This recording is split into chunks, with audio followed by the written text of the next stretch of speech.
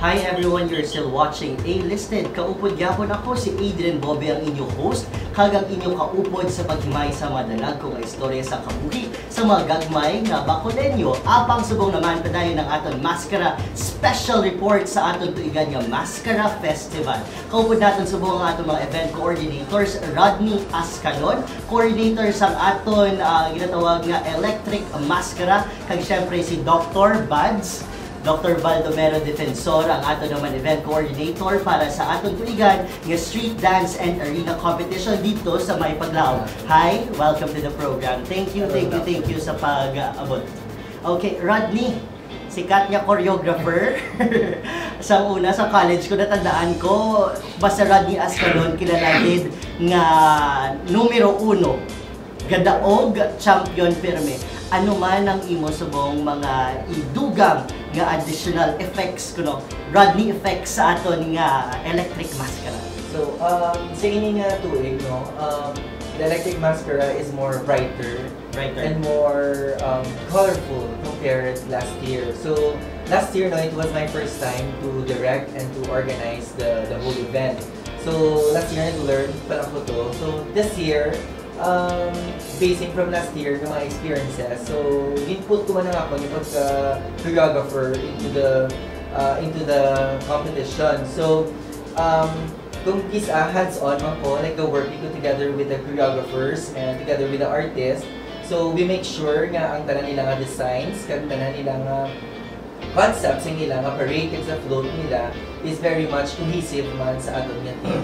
You have to be very careful about details, especially no illuminated masks. Yes. Pagkatapos illuminated costumes ang aton nga ang tema sa aton nga Electric Maskara. Last year was about Candyland. No, do madamo kita sa mga matamis nga yukom gid.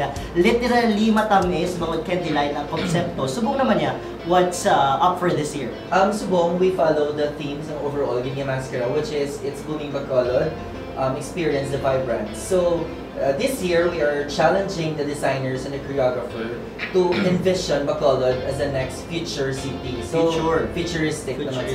Anong elemento sa ginatawag natin yung futuristic man? Actually, we asked them to get inspirations from it's either different movies or different Disney night parade. Okay.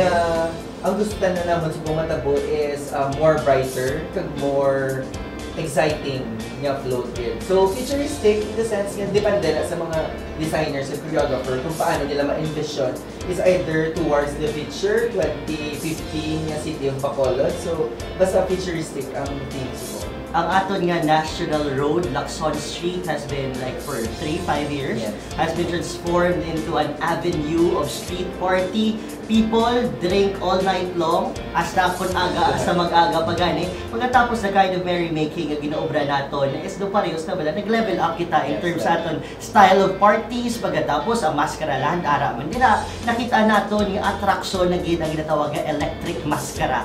Ano man ang aton nga security efforts yung ginaplano para man mapatigayon nga syempre in the first place it has to be safe, and in the second place of course it has to be merrymaking with a sense of responsibility. So nakasadya Bacolod, we are working closely with the Bacolod City Police Then in terms naman sa security within the float area, in-stress namon during the meeting nga each barangays are dapat sila man responsible sa safety sa parade nila. So disiplina, safety measures, siguro mga tanod nila around the float sila na bahala. Okay, palikanta si Rodney dugay-dugay. Subong naman isahon ta. Isa man sa pinaka-controversial in terms of preparation, no? Last year we transferred our arena competition para sa ating street dancing competition sa Maskara sa May Paglaom. To tell you honestly, it was a more comfortable and more convenient place para sa mga turista, especially mga turista ka magtanaw. Subong naman nga tuig, ano ang ekspektaro naton sa atong street dancing competition?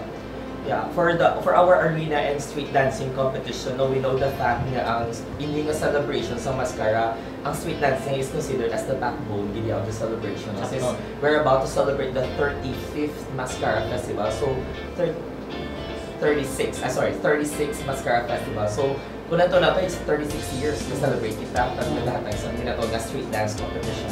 So it's getting wider and bigger. Aside from that, it's getting deeper, yung celebration. Yes. Okay. Aside from the quantity as of numbers sa mga tao, mga bisita na nagagatuloy sa Bacolod, to celebrate it as Mascara. So the reason why nga sa last year din balik sa Paglaon Sports Complex, that is to accommodate our visitors. And by this year, ang venue the same man gyapon, but of course we have to improve some other aspects na implement nato last year, since we have to anticipate the possibility nga damo pagid magganito sa Bacolod, really to witness the Mascara Festival. So isa sa mga preparasyon na ginalantaw natin is of course number one, safety, then the upkeeping sa place, particularly disiplina sa paninlo before and after the competition. And then of course, every contingents, which involves actually school and barangay category, ginagaan tagid sila sa orientation and some workshops, parts sa ilang preparation for the said competition. Because may mga invitation kita outside, not just on here in Philippines, but outside Philippines. To represent the Bacolod. To represent Bacolod Okay. in the Philippines. Since we are being tagged as a world-class festival. Okay. Kumbaga. Indeed. So, in that way, kumbaga, challenge sa aton kung paano talang hinduga na nga impresyon kay tungod na pakita na ang potential sa Bacolod to represent Philippines. Batian ko nga para man mapasaka ang level sa aton nga performances subong tuig is that may ara kita ginatawag nga choreographers and costume training and workshops para sa aton nga mga barangay leaders kag sa aton mga local choreographers nga ano man ang natabo sa sining event. Actually, in that event, that was an initiative last year. Okay, Actually, last year ba? last year, pero that was a very simple workshop na conduct last year. But this time, augmented to the next level, nag-invite kita mga resource speaker. This is to address concern about sa quality performance sa taga Quality? Anong botsing ganun sa ginahambal natin nga quality? Kaya actually, kung turista ka, sa totoo lang, masilaw ay pang performance, baka katahong in the first place ang costume ginastuhan. Pero paano ginasigurado subong ang 2015 nga nag-level up in terms of costume preparation and even choreography ang aton ng mga saot kaysa kung nati magabal kita maskarado na porter nga choreography tanan di ba? Subong naman Yeah, magabal kita quality, ga-deals kita more on technicalities gid, importante gid nga i-anchor ang aton nga interpretation kag ang presentation nato sa saot anchor number one sa theme. Tema, which is it's moving Bacolod experience the vibrance. So that's number one, So in that meet ginasa sa aton nga celebration for this year. And then another thing is ang criteria isa dapat sa pagbabasihan sa aton nga mga choreographers, leaders sa barangay and school na kung paano nila i-address kag i-interpret ang ining mga criteria nga gi-set before the competition. And at the same time, of course, wala kita galantaw lang sa kung ano kadamo sa props, kaano kanami sa costume. Okay. Because we're talking about the overall totality sa ginatawag na presentation. Dapat connect anchored. It has to be that way. And that in that way, we can achieve the so-called quality performance. Quality performance. Actually, all eyes are glued to our Electric Mascara festivities and of course ang street dance competition natin. I believe also that we have prepared paid seats rather for our tourists, right? I think it's about time na siguro na sa totoo lang we can literally and actually sell mascara to the whole world and the whole world will pay for the seats, of course. Dasigay lang ang pamakutan. Ay, Radning, kinanlan ko mapagutok sa Lacson kag magtanaw ko yung Electric Mascara sa bunga 2015. Anong ara to? As of now, we have 20 competing barangays. So you have 20 different floats and dancers, 20 different creativities na makita nyo. Then it's going to be a 2-day affair. So buong may elimination round na ta, kag mayroon na grand final. So sa grand finals, tungao na mo, i-half na mo. Then on the grand finals, may ma-join ng mga sponsors na naman yung float. So it's going to be a one long parade, kids. So we're liit kids at time. I can see that it's gonna be a long night para sa aton nga Electric Mascara 20. Imagine, ladies and gentlemen, we're talking about not just 5.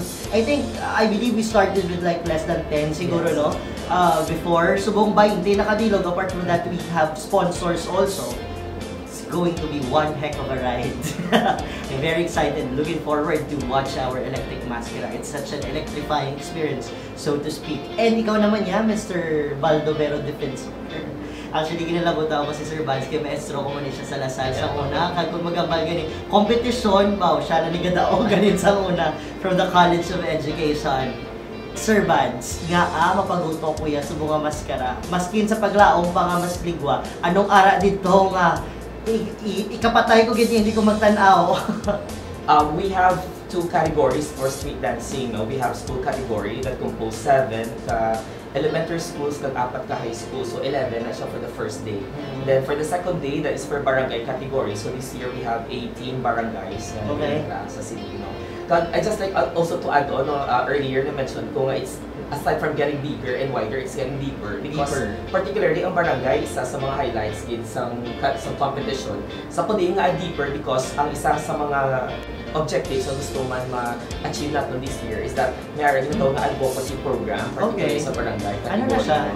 This is also to answer man sa mention mo kami mga paid seats na because that's part of the strategy mechanism kung paano kita makalikot because ang advocacy program na ginatawag for barangay category lang, every contingent are required to submit their proposal, advocacy proposal. Pero kailangan sustainable, Ini nga project makabulig sa ilang barangay. So sa yun sina ang kabataan ang ating youth, hindi lang kita gina-encourage sila na mag-interest sa competition para magdaog lang. But at the same time, if they bag the championship, at the same time, makabulig sila sa ilang barangay. So aside from their prizes na makuha, may pagiging financial support ang foundation na mahatag sa ila to support their proposed advocacy program. Okay. So yun yung okay, I think it's on that note, mas namin pag it's Bombe, kung ikaw mabakal ka ticket, you're not just paying for the entertainment and for the value of the production that you're seeing, but in a more greater perspective, you are paying for your seat because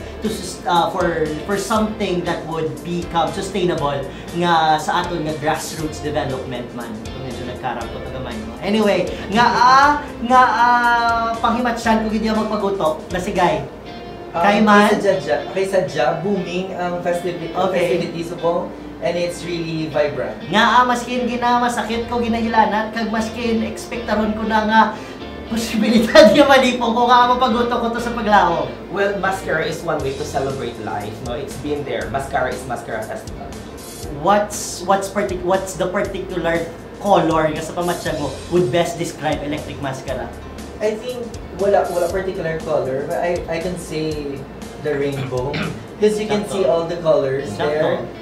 It represents your mood kung tanan nga colors arada, tanan nga emotions arada, kag sadya gid ang mascara. It's one of the best as ginhambal nyo kagina. It's one of the gina-look after gid sa tanan, like even the whole world. Ikaw, sir, copy-paste na lang sa band. I'd like to support sa answer. Yes, okay, go ahead. We cannot really single out one color, Actually, depende kung paano mo i-interpret ang Mascara Festival. Kagang impact para sa inyo, So, what will be your color? What is important in your end? Vibrant ang effect. Yes, vibrant. Actually, on that note, amo ginahulat ko sa ila to cap our discussion sa aton Electric Mascara kay kag sa aton man nga street dance and arena competition. Mascara Festival for the longest time has been a festival of many colors. It's a festival nga may multitude of colors. So, for the question, ano ba lang nga color that would best describe Mascara Festival? Ang masabat ko, it's a mixture of different colors. Kasadya nga gikan sa kasakit, kasadya nga gikan sa mga eksperyensya nga hindi masyado manami, kag kasadya nga gikan sa mga nagkalain-laing gabutang nga nagpabakod sa tagsa-tagsa kabakulodnon nga magrampa, magsinaot sa lakson upod ang Electric Mascara Festival, kag syempre sa may dalanon naton sa Bacolod kag sa paglaom para tan-awon ang aton tuigan nga street dance and arena competition. We will be right back with more stories pa dahil kita sa ating Mascara special updates. Ini si Adrian Bobek, you're watching A-Listed.